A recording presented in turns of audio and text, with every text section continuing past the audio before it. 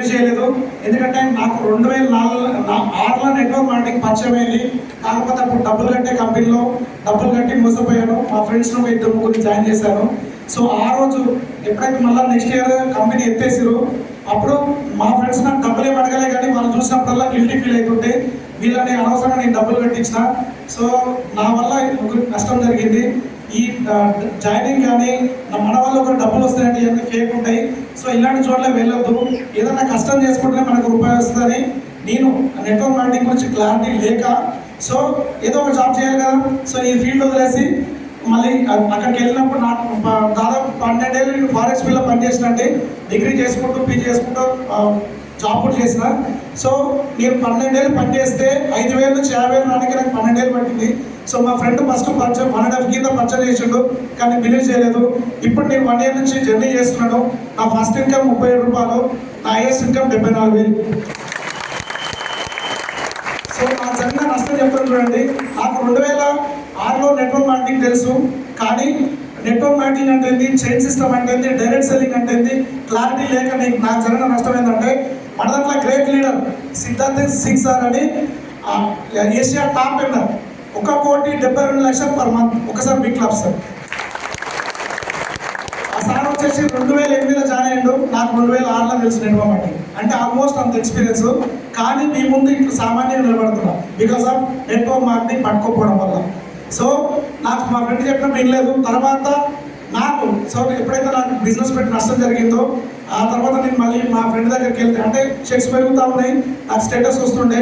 ఎప్పుడైతే మా sir job పని చేస్తున్నాను స్టేటస్ పెట్టిండు ఒకటి, సో వాడికి తిడదామని ఫోన్ చేసిన. యాక్చువల్లీ సో నువ్వు ఇంత మంచి యాక్చువల్ 11 ఏళ్ళు మెడికల్ ఫీల్డ్ చేస్తుండే, నాకు తెలుసు, చిన్నప్పటి ఫ్రెండ్ నాకు. సో దీని గురించి జాబ్ వదిలేస్తున్నావా అని చెప్పేసి తిడదామని ఫోన్ చేసిన. కానీ వాడు నవ్విండు.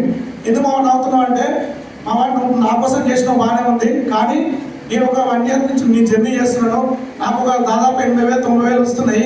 సో ఇదేంతో నువ్వు ఒక్కసారి తెలుసుకో, మంచిగా ఉందంటే నువ్వు కూడా పట్టుకో, నీకు కూడా యూజ్ అవుతుంది, లేదా ఏదన్నా ఫేక్ ఉందంటే చెప్పు, నేను కూడా పని చేస్తా అన్నాను. సో ఓకే మామ వీలున్నప్పుడు వస్తా అని చెప్పిన. కానీ నాకు అవసరం ఉందని చెప్పి నేను వెళ్ళాను. So MSR sir meeting last MSR sir మాట్లాడుతూ వెళ్ళిన. సో అక్కడ నాకు ఒక నెట్వర్క్ మార్కెటింగ్ అంటే ఏదైతే భయం ఉందో అది పోయింది. సో డబ్బులు కట్టేయలేదు, మనం ఓన్ కట్టించలేదు అని అర్థమైంది. ఆ తర్వాత సైదుల్ సార్ మీటింగ్ మళ్ళీ ఒకసారి రమ్మంటే వెళ్ళాను. అక్కడ సైదుల్ సార్ క్లారిటీ తీసుకున్నాక, నేను ఇన్ని రోజులు ఏదైతే వెతుకుతున్నాను నా లైఫ్లో, సో పిల్లల్ని సంఘం పెట్టుకొని ఊరంతా వెతికినట్టు మనం దేవుడిగా వెతికి దేవుడా ఒక అవకాశం ఇవ్వంగా అంటున్నాం, కానీ వెనక నుంచి అవకాశాలు వస్తున్నాయి, మనం మాత్రం తెలుసుకోవట్లేదు. సో నాకు అది అనిపించింది. So what is network marketing అనేది క్లారిటీ తెలుసుకొని ఇప్పుడు జర్నీ చేస్తున్నాను. సో ఫస్ట్ నాకు సార్ నా దగ్గరకు వచ్చినప్పుడు సత్యం సార్ 0 ఉండే, సైదుల్ సార్ 6,000 ఉంది. సో ఇప్పుడు ఎంత పెద్ద లీడర్స్ ఉందో మీకు తెలుసు. సత్యం సార్ 4 లక్షలు, సైదుల్ సార్ 6,50,000. ఒకసారి ఇట్లా నాకు ఇంత నష్టం జరిగిందండి. కాబట్టి మీ అందరికీ ఒక్కసారి ఆలోచించండి. నేను కూడా ఒక గుంటూరు బూట్ క్యాంప్ వెళ్ళినాకనే దీని ఫ్యూచర్ కంపెనీ విజన్ తెలుసుకొని ఇప్పుడు గట్టిగా వర్క్ చేస్తున్నాండి. నాకు 10,000 వచ్చినప్పుడు జాబ్ పని చేసిన, ఇప్పుడు ఫుల్ టైం చేస్తున్నాను. సో నాకు ఇంకోటి బాగా నచ్చింది ఏంటంటే, ₹1 కూడా ఇన్వెస్ట్మెంట్ లేకుండా చేసుకునే బిజినెస్. ఎందుకంటే నేను లాక్డౌన్ ముందు నేను ఫారెక్స్ అన్నా కదా, ఫారెక్స్ అంటే బయట దేశం పోతే ఫారెన్ కరెన్సీస్, సార్ వాళ్ళు థాయిలాండ్ అని మాట్లాడుతారు కదా, వాళ్ళకి థాయిలాండ్ కరెన్సీ ఇచ్చేది మేమే అన్నట్టు. సో ఆ కంపెనీ మన కరోనా వచ్చింది ఎక్కడి నుంచి సార్, ఇండియా నుంచా ఫారెన్ నుంచా? ఫారెన్ నుంచి కదా. సో నాకు కూడా ఫారెన్ సంబంధించి ఫ్లైట్ సంబంధించిన బిజినెస్.